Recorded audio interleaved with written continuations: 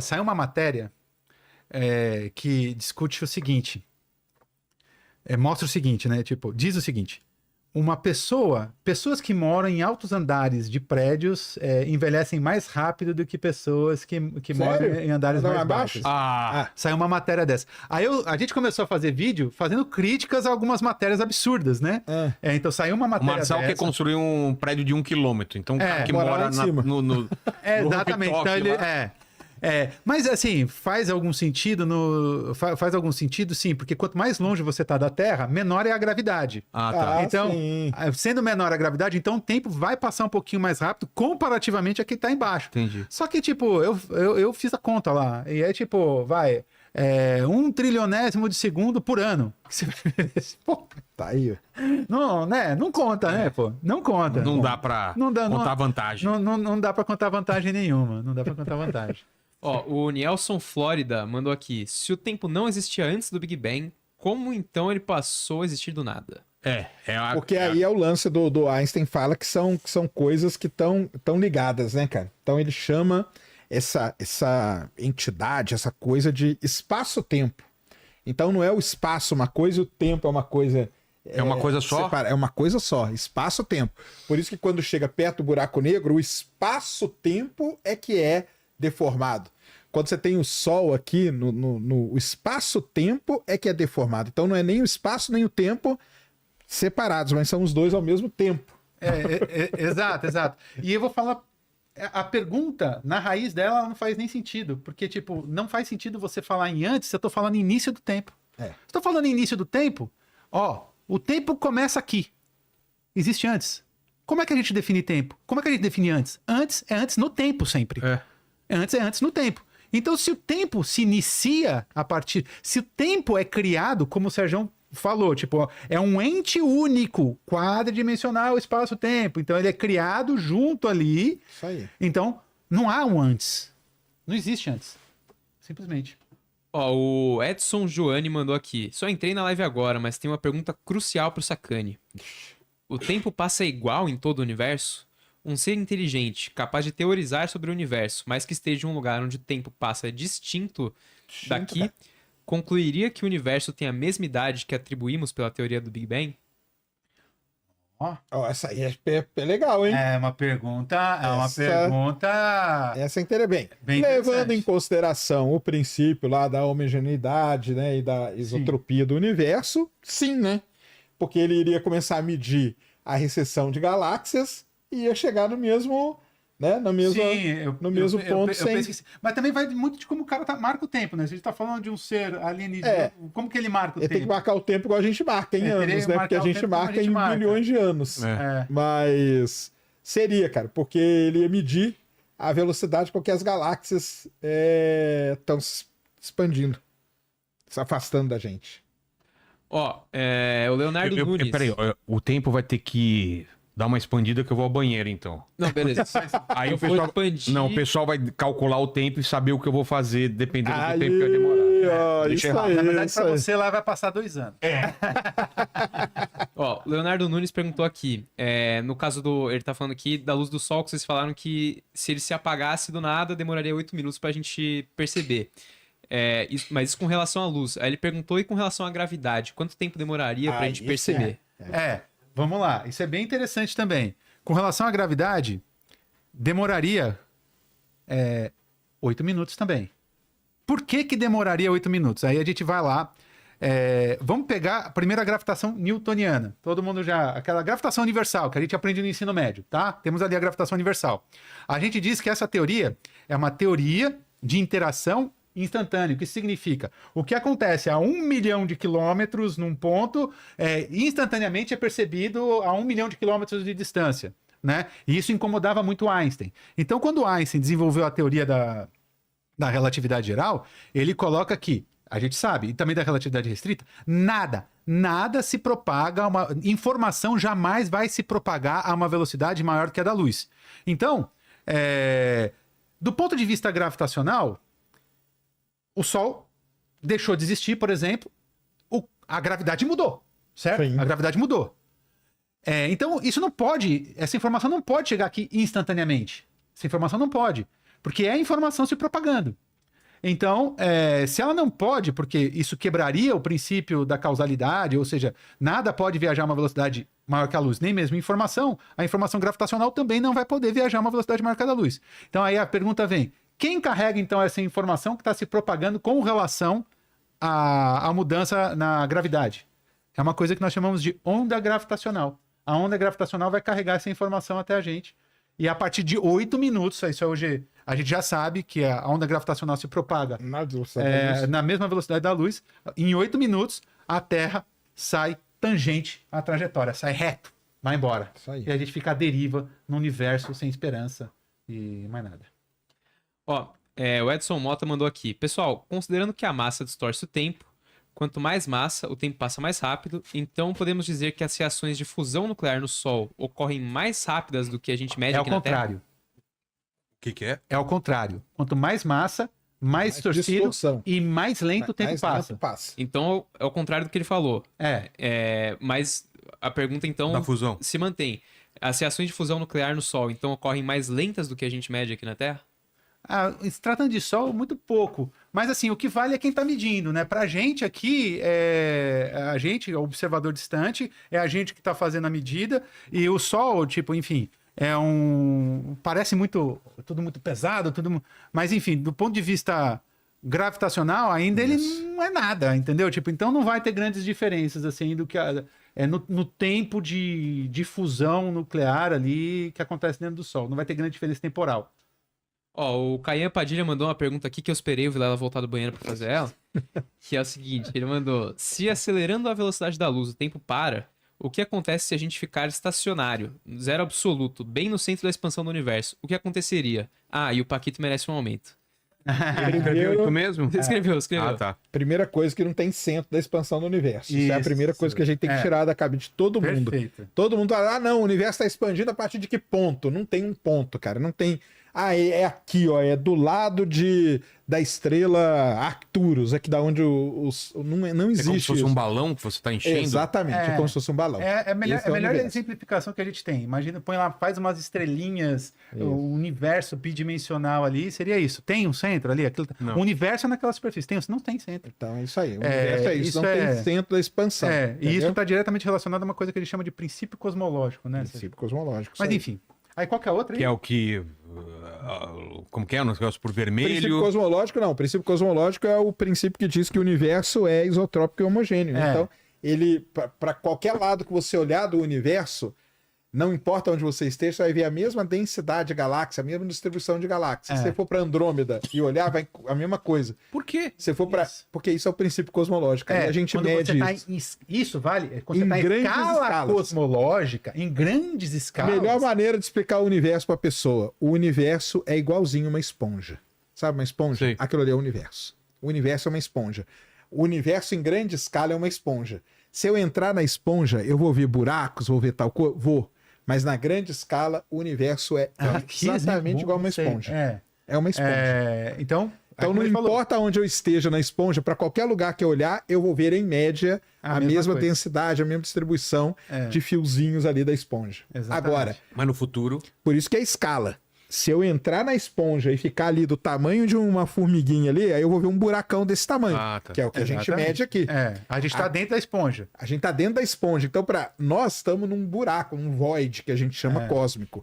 Só que aí o pessoal fala, mas nós estamos num buraco. Como assim é tudo igual? Porque na grande escala, pessoal. Então, toda vez que fala de universo, tem que lembrar disso. Se a gente estivesse aqui falando de quântica, a gente ia falar em outra escala, que é a Exatamente. escala ali da distância das partículas. lá. Exatamente. Então tem que tomar cuidado com a escala que você está lidando. Ó, o Fernando Nel mandou um problema interessante aqui. Ele falou: uma nave com 90% da velocidade da luz, com destino próximo a Centauri. A nave tem uma bateria que dura 2 meses para luz interna dela. Ela vai chegar lá com as luzes ligadas, e quem ficar olhando aqui da Terra vai ver o quê? Olha só que pergunta legal. Ela vai ficar com a luz ligada por esses 2 meses, contados do tempo passado pela nave. Para quem tá dentro da nave. Então, para quem tá da Terra, vai ver a luz ligada por mais tempo. Vai. Exatamente. Isso aí. É um rastro, né? É interessante, os caras vêm umas perguntas boas, Isso cara. aí, ó. Que público Isso aí pega, cara. é o chat Nossa. inteligência aí. Chat é inteligente, cara. Hã? Só o apresentador que é limitado. E o Paquito. Não, eu Finge não ser Eu limitado. sabo, eu sabo. Você finge não ser limitado. Ó, o Hugo Rock mandou aqui, muito boa live. Uma dúvida sobre o espaço-tempo. Pode um observador na Terra ver o seu próprio passado ou futuro? Ver o próprio passado, futuro? Acho que não, né? Porque teria Não. que dar a volta, né? É. Só teria se, que ser um buraco de minhoca. só se fosse o universo de Gödel, De Gödel onde daria. o tempo ele é cíclico. O tempo ele é cíclico. Aí se eu consigo observar a distâncias suficientemente grandes e distantes dentro desse universo de Gödel, eu conseguiria observar a Terra em outros tempos. Procura aí uma imagem, universo de Gödel, escreve aí pra ver Isso se me o pessoal- lembrou de uma outra questão, que é aquela que falavam assim, se você colocar um espelho a 400 milhões de anos-luz da Terra, você vai conseguir enxergar os dinossauros? Não, mas a gente já falou disso. Então, Teria mas que é estar por 30 causa disso milhões, né? aqui. Assim, 30 pra luz ir, 30 pra luz então, voltar, nesse caso, não 60. seria possível o cara enxergar o passado dele se tivesse um... Vai e volta a imagem refletida. Entendi, Que doideira. Por exemplo, vamos pensar aqui. Põe um espelhinho. Tem que ser bem longe, tipo a 1 ano-luz. Uhum. Põe o espelho a 1 ano-luz. Aí eu lanço. Tira uma luz daqui. Tira uma Aí vai luz demorar ali. um Ela vai ano demorar pra ir um ano pra ir e um ano pra e voltar. um ano pra voltar. Então, tipo, essa luz que eu tô atirando daqui, essa informação que eu tô atirando daqui, aí ela vai voltar depois de, 2 anos, ela vai demorar 2 anos, então a imagem que eu vou ver daqui é a imagem, E um passado. passou para mim 2 anos, então a imagem que eu vou estar vendo é de 2 anos para trás pro meu presente aqui. Acho que sim, né? Faz sentido isso, me parece que faz sentido. É que Eu nem tô no pondo errado contato. aqui, Sérgio. Não, No contato, a primeira imagem que os caras captam é de um discurso do Hitler. Sim, Só que quando eles. Quando verdade. chega aqui, a gente já tá no tempo atual, entendeu? verdade, Isso, verdade. Mas aí é aquele lance de que tudo que a gente tá falando, as ondas estão se propagando pelo universo. Estão indo, né? Estão indo. Então indo. Por exemplo, esse nosso papo aqui vai chegar lá em Próxima Centauri daqui 4 anos. Aí eles vão chegar e vão falar, quanta merda que os caras estão falando. Olha essa. Sabe de nada, Os caras né? não sabem nada, velho. Eles não sabem da onda J. Eles não sabem do buraco Jabberbers. Que muda toda essa Coitado teoria. desses caras, O buraco Jabberbers. É isso mesmo. Esse buraco é interessante. Jabberbers. Ó, o João Henrique mandou uma aqui que eu acho que não tem muito a ver com o tempo, mas vamos ver se vocês podem resolver aqui a dúvida dele. Ele perguntou o seguinte, que tá escrito em grego arcaico aqui, tá bem difícil de traduzir. Mas pelo que eu entendi é o seguinte, ele perguntou se o átomo, a maior parte do átomo na verdade é vazia, como é que os objetos são densos? Como é que os objetos podem ser densos? Eu entendi. Se a maior parte do átomo É ela vazia, é ele- vazia, Ele tá pensando em você juntar um monte de átomos, você tá juntando um monte de vazio.